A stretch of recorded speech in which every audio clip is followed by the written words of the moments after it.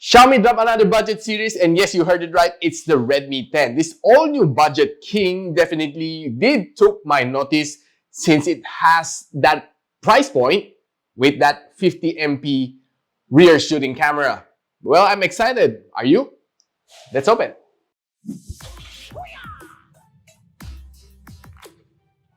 So hi guys, it's me Richmond of Gadget Sidekick and welcome back to my channel. So right now we're going to quickly unbox this Redmi 10, wherein of course Xiaomi did pack a lot of punch inside this one, and you can see in this little jacket inside there's this SIM ejector pin, some documentation, that nice squishy jelly case, and of course the Redmi 10 itself, your USB Type-C cable, and your 22.5 watts fast charger. So the Redmi 10 undeniably is the budget king. Inside this one, it has the MediaTek Helio G88. A 12nm chip is definitely something new. And sorry, sad to say, it's not yet 5G ready, but it's LTE ready. Now this one has two configurations. Either you go for the 464 gigs of storage or the 620 gigs of storage. This phone has three colors. Either go for the gray, the white, or the blue. And I think I'm loving the white color here. The Redmi 10 has stepped up a lot, and of course, what I'm talking about is, of course, comparing it to the predecessor, the Redmi 9. Now, this one has the all-new, of course, it's nothing new for Xiaomi, but it's something new for this series, the Redmi 10. It now sports the side fingerprint scanner, which is a flat one, which I love, and not that rounded one, which is, of course, a little bit edgy and iffy to touch.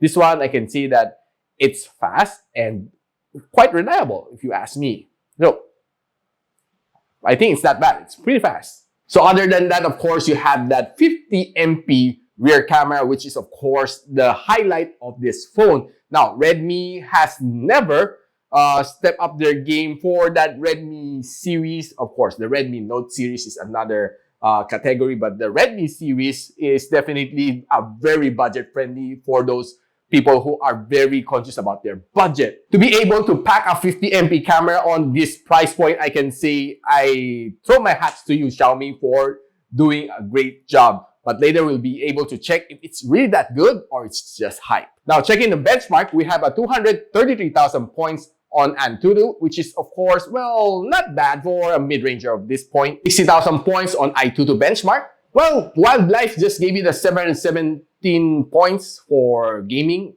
graphics, which is, well, not really that appetizing for me. Of course, you know that this is a budget line.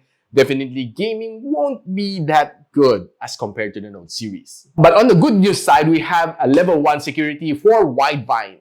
Good news for Netflix watcher. Welcome HD. Now, this phone comes with a 6.5-inch IPS LCD, 1080p, of course, and a Corning Gorilla Glass 3 protection. It is protected with a plastic back and, of course, a plastic frame. Now, this phone is powered by Android 11 and running MIUI 12.5. And watching some videos from this phone, I can see that it's really nice. Well, the pictures are punchy, but of course, not to the expectation of the Note series. But nevertheless, I can say it was watchable. And of course, watching some videos on YouTube. And yeah, watching for more than 2 hours on my favorite show, I can say that it's nice and I was able to enjoy it. Given that it has a nice speaker on this one, since it has stereo speakers, it was able to give me that nice sound.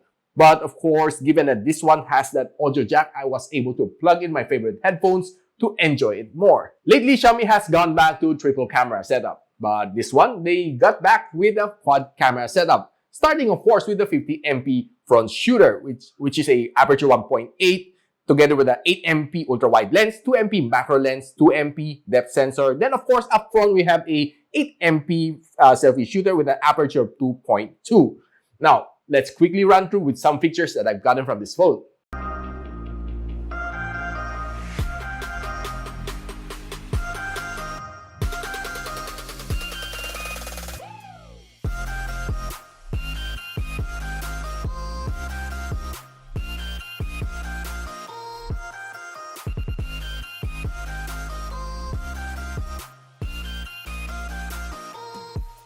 One thing that I noticed from this phone is that it's very easy to focus. The 50 MP camera on this one is definitely nice and easy to use. And some of those shots that I was taking from outdoors and indoors was nice and crisp, but Of course, on some downside, on some night scene, it is a little bit underperforming. But nevertheless, if you give it some good lightings, I think it is a good camera at this price point. Now, the selfie camera is equally nice. I was able to take in some nice photos. And of course, using the bokeh effect is really nice on this one. But of course, you don't expect it to be too perfect, as sometimes it can overexpose or underexpose. Overall, I can say the camera of this one is pretty nice at this price point. It's really something you should consider if you want a budget phone with that, well, everything inside this phone is really hefty and beefy. And what more can I say? It's really nice. Now, this phone packs with a big battery. And what I mean by big is the standard 5,000 milliampere hours of battery. Normally, phones these days comes with 4,500, 4,250 or so, but this one still has that 5,000. And the weight is not really that heavy, if you ask me, just 181 grams.